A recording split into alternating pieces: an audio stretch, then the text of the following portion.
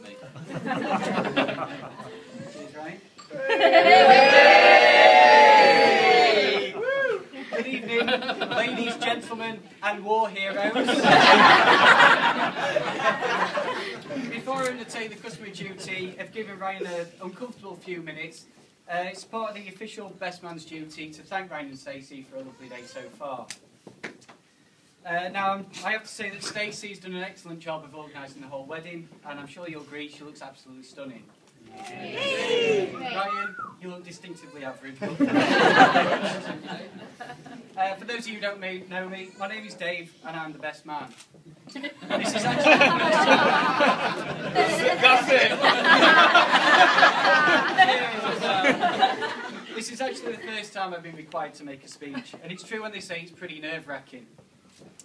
Now, I only feel slightly better now I'm not the only one in this room, feeling a little bit apprehensive and slightly queasy about what lies ahead. But then again, she has married Ryan.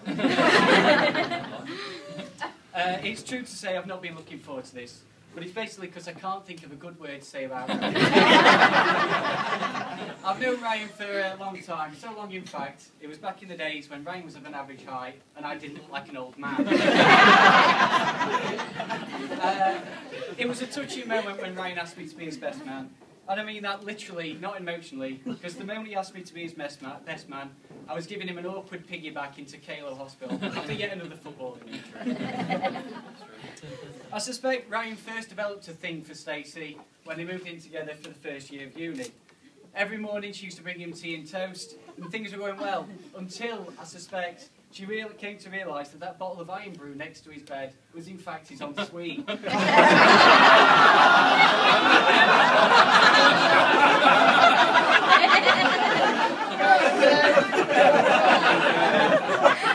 was too lazy to walk. Now, Ryan's nickname to this day remains Horsey Holsworth, although he'd like to claim it was due to a certain anatomical similarity. He fails to mention that similarity is actually his teeth. Now, he didn't help himself by revealing such a fact as when he was younger, he started to learn how to play the fife, but he had to give it up due to his teeth being too big for him. Now, this nickname was reinforced when, after a night out, Ryan decided it was a wise move to do stunts on a small child's bike found in a local skip. Now, the combination of many brightly coloured alcopops and Ryan's mental state being that of a child subsequently resulted in a face full of tarmac and 2 broken front teeth. Now, this is the part of the speech which I've had to refer to as the food section, because he's the only person I know there's so many stories relating to food. The first of which, the time when he tried to organise a barbecue for everyone, he kindly said to everyone, "Just turn up and I'll take care of everything." Only for us to turn up and find that Ryan's idea of catering was to nip down to a local spa and buy a 50-pack rasher of bacon and nothing else. We didn't even have a barbecue. And that is it. So, good work there. Another one is, during his time in Watford, Ryan was well known. Not in the trendy bars or clubs, although I cannot confirm or deny whether he was well known in the local strip club or not. But he was definitely well known by Domino's Pizza, where he could literally ring up, say, "It's me," and straight to his house. Now, I'd like to thank Stacey at this point for teaching Ryan how to eat like a normal person. Before she did, Ryan would eat like he'd entered a speed eating contest. The food would be brought to him, and literally, head down, no conversation, and that boy would inhale the food like he was scared it would be taken away from him. It was fairly ridiculous to watch. Now, Ryan has always been, and I'm sure will continue to be, the centre of a number of practical jokes. Such as the time when Ryan was at uni, he'd passed out after a couple of shandies, and at this point his housemates decided it was a good time to give him a haircut. So off they crept up to his bedroom and proceeded to start to shave his head. They got bored halfway through and gave up. So poor old Ryan had to wake up the next morning with half a shaved head, and yeah, wasn't great. But as mentioned earlier, I think they were doing him a favour at that point because he was sporting a god-awful mullet. Now, the day didn't get much better for Ryan because that evening he'd actually got a hot date. Now, after getting laughed out of 2 separate hairdressers, Ryan had to go on said date looking like someone who'd escaped from a mental asylum. He's also been the victim of numerous unawares naked photos. Courtesy of Ben the Prowler, sir. Drop my phone if anyone wants. I'll be in that corner. Best laugh of the speech. Now, also, due to Ryan's height, he often has to buy larger than necessary waist-size jeans in order to get the long leg. Now, over the years, this has resulted in many a wedgie for poor old Ryan. One case comes to mind when we were in Milan a few years ago on a bit of a lads' weekend. Someone happened to notice that Ryan was wearing his favourite Harry Potter pants at the time.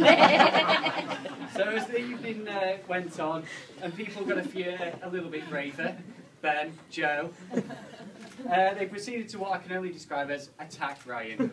They gave him a wedgie with such force that he was lifted a foot off the ground, and his pants subsequently just ripped at the groin. And they were hung from a light fitting for the rest of the evening. Due to these jokes, and many others I've not got time to mention, I was always worried that it might end up in a bit of an argument. Ryan might take it the wrong way. But that thought didn't last long, as he once pulled me to one side and said, "Dave, whatever anyone's ever done to me, all is forgiven as long as someone buys me a kebab." So it's always back to food with Ryan. Many of you all know that we've recently returned back from the stag do, which was in Cologne, which was brilliantly planned and executed. But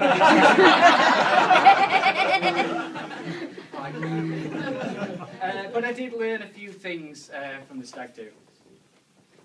Most importantly, don't ever leave for the airport 8 hours ahead of your intended flight. This only ends up with you sat on a cold floor drinking beers from a spa and taking abuse for 3 long hours. It wasn't great. Drinking tiny beers gets you drunk just as quick as a full-size drink. You just end up drinking more of them and a lot quicker. Now, the most important thing I learned was don't start a drinking session by downing 5 pints in the first 45 minutes. It only ends in tears and the inability to walk properly. Now, buying a bag of 30 plums from the local market is a natural drunken purchase, especially when it can be later used as a weapon to throw up the likes of Winnie. And lastly, if you're ever asked to leave a karaoke bar in Cologne for being leery and possibly topless, quickly order 17 pina coladas. This seems to smooth over any situation. That worked 3 times. But I'd like to say thanks to all the lads that came to Cologne. It was a cracking weekend. I hope you enjoyed it as well. A special mention goes out to Bruno, Captain Birdseye, and Russ. And finally, Ryan, you can relax now. You've got the ring on a finger. You no longer have to compete with Ledger.